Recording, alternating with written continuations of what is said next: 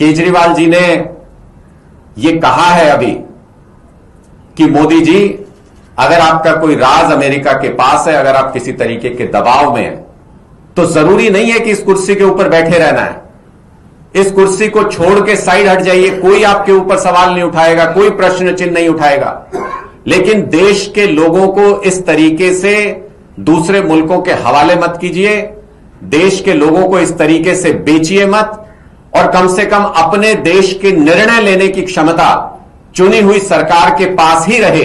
इतना सुनिश्चित किया जाना चाहिए। जिस तरीके से मोदी सरकार लगातार क्रेडिबिलिटी लूज कर रही है, उसको देखते हुए यह समझ में आ रहा है कि निर्णय लेने की क्षमता मोदी सरकार की खत्म हो चुकी है, वो पूरी तरह से पंगु हो चुके हैं। जो निर्णय बाहर लिए जाते हैं, हमारे मार्केट के डिसीजन, हमारे प्राइसेस के डिसीजन, हमारे ट्रीटी के डिसीजन, हमारे स्वाभिमान के डिसीजन, हमारे स्वाभिमान के फैसले भी अब देश से बाहर लिए जा रहे हैं, और उनको आंख बंद करके सर झुका के मोदी जी स्वीकार कर ले रहे हैं। देश के लोगों में इस बात को लेकर के चिंता है कि क्या आने वाले दिनों में पेट्रोलियम पदार्थों के प्राइस, जिसमें गैस, पेट्रोल, डीजल शामिल हैं, वो सरकार के झूठे आश्वासन के बाद भी लगातार बढ़ेंगे।